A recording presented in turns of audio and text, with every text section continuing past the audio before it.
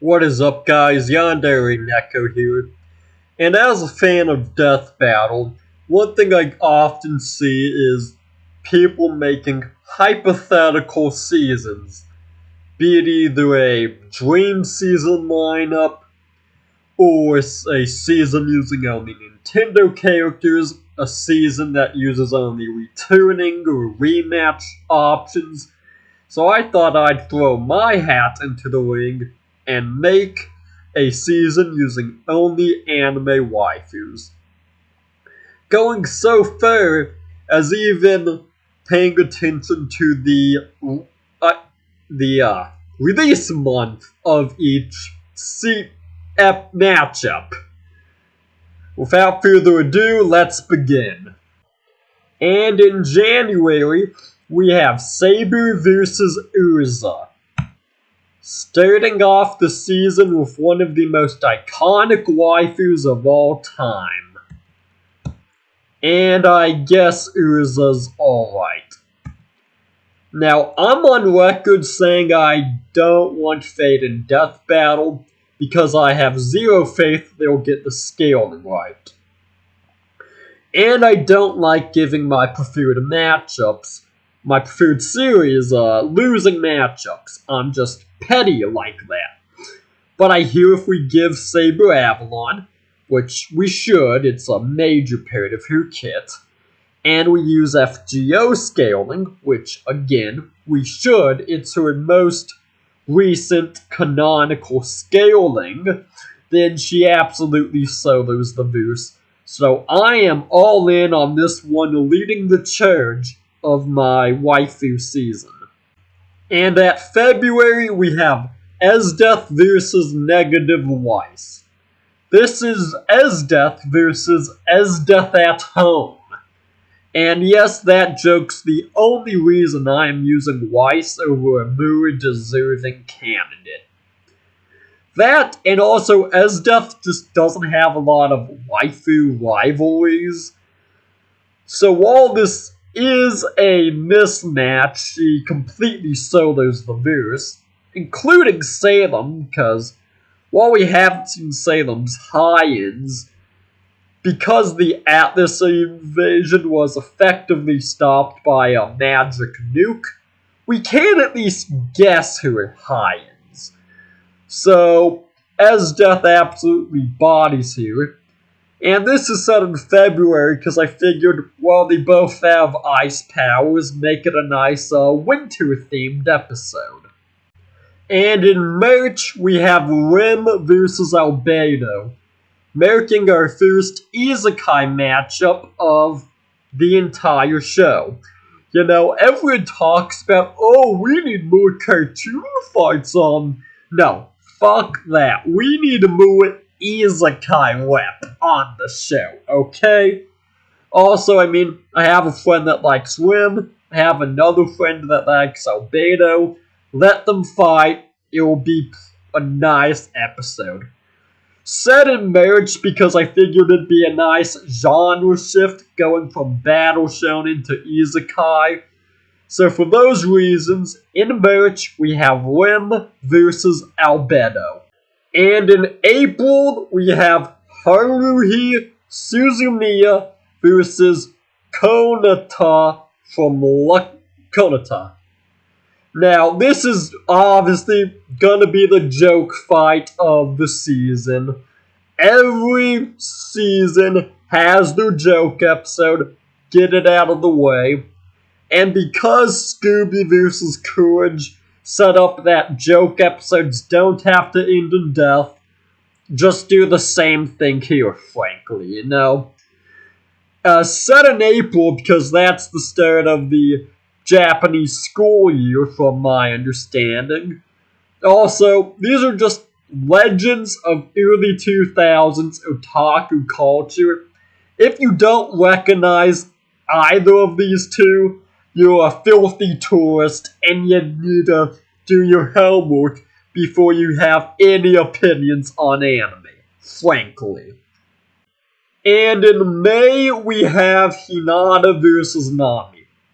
Now, I know the popular matchup is Hinata versus Chi-Chi, Waifu Naruto versus Waifu Goku, but frankly, Chi-Chi just isn't at that iconic waifu status, No one's talking about Dragon Ball because of the waifus.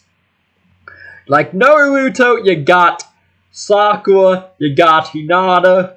Some people really like Tamari. In Bleach, you got Rukia and Orihime.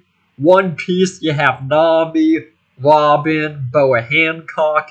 Point being, you got like waifus, you don't have that in Dragon Ball. Now, set in May, because frankly, it was one of the last available spots. It needed to go somewhere. Throw in a shonen slop fight for the hoodweebs, which it's actually funny because they created that title, if you remember correctly. Then it immediately got turned on them because it's a stupid title to call yourself. But that's enough of me ranting on the twist, COVID has done irreparable harm to the anime community.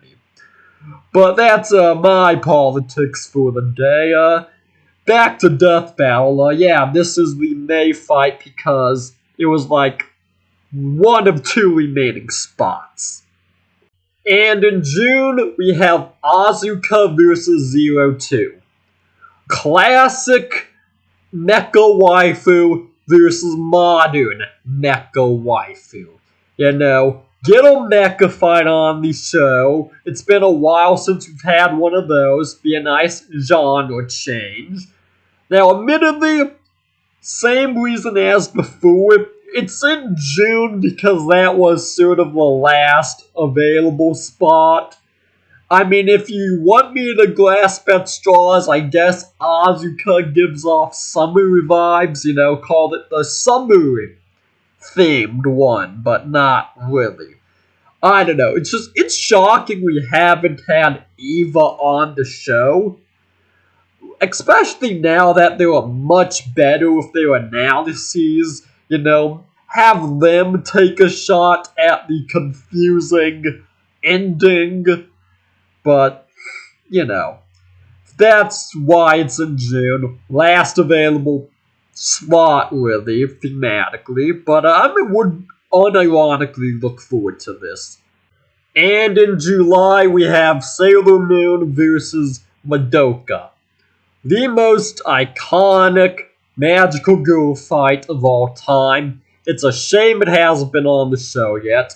Frankly, the show just needs more magical girl rep. Like, magical girl and isekai are the two genres they need to hit more above cartoon fights, frankly, but that's my 2 cents on the matter. Also, I hear this can get, massive in terms of just cosmic scale destruction. So it'd be fun to see. It's one of the few fights that are on, my top 10, top 5 that I want to see of all time. So, for those reasons. Also, I think July is the end of the first semester of Japanese school, so you can argue a thematic placement, but really, it's another sort of I'm grasping at straws thematically. But it's still the matchup I'm confident placing in July. And in August, we have Rin versus Misaka. Two icons of the visual novel scene. Now, I hear this is close depending on what you buy for each, but the tricky thing is, neither directly scales to the, top tiers of their verse, they are relative at best. Granted, if we give Rin the kaleidoscope from Hollow Ataraxia and Prisma Ilia, she likely wins this just because, magical girl powers. But that's I mean, it's more fair to give her than her Ishtar demi-pseudo-servant transformation, because FGO scaling would just clean sweep Railgun, but... So I'm a bit hesitant because this might be my preferred series taking an L with a win, but dude, it has to happen. They're icons of the visual novel scene. Probably the two most iconic visual novels in all of Japan, frankly. So it's one of those things where, like, if you don't know, you're a tourist and you need to do your homework before you have an opinion. But that's just my say on the matter. And in September, we have Makima vs. Raya's Grimly. Modern Devil Waifu versus Classic Devil Waifu. Set in September, because one thing I noticed is you technically get 2 Halloween episodes a season. Like, you get the official Halloween one, then you get like a Halloween adjacent one. Like last year we had Courage versus Scooby as like the official Halloween episode, and it was like followed by Gojo versus Makima as like a Halloween adjacent one. Curses, devils, that's Halloween-y. So this is our Halloween adjacent episode. Also, I just want to give Makima a win, frankly, That's just me letting my bias in on what matchups I like, okay? I get my toxicity from the Dragon Ball fans. Point to them if you want to blame anyone. And in October, we have Yuno Gasai versus Shion Sonozaki.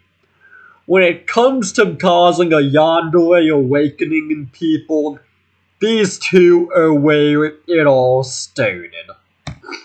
Now, admittedly, Yuno should take this pretty easily as she has more active combat experience. Shion's only really a yandere in certain routes. So, while my preferred series is losing this, I like both well enough where I'm okay with this. Also, this should be a less controversial matchup than Ayano Aishi, aka the Yandere-chan, so... For these reasons, this is going to be our Halloween. And in November, we have Toru versus Senko.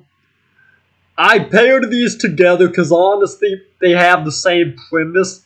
Monster Girl moves into the main character's house and takes care of them.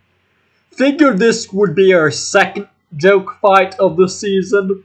Otherwise, Senko's kind of completely screwed. She has no real feats. I mean, she's scared of vacuums due to the noise. So the Dragon Girl would easily dominate. Unless, of course, we make this a non-death joke fight. Which, again, there's precedent for it. And the only reason it's in November is because I figured, 1, we need a gap between the 2 joke fights. 2, back-to-back, especially in a monthly basis, would be annoying. And also, having a joke fight before the finale would just, seem fitting, I guess. So, for those reasons, this is why we have our fight in November. And in December, for the season finale, we have Levy versus Yuri. Now, I'm going to apologize to a close friend of mine for this, but outside of Spike Spiegel, Levy just doesn't have any matchups, and Spike Spiegel is buried this season for obvious reasons. But on the bright side, the only actual wife on this list should take this fight pretty handily, So, and again, I have been on record saying I'm against Spy X Family being on the show. Because, it's sort of well, it helped me through some rough times, let's just say that, so... Anyway, this is the season finale. Thank y'all for watching. Please like, share, and subscribe. And, oh wait, usually there's a honorable mention. Let me think about that. Nezuko versus Khan.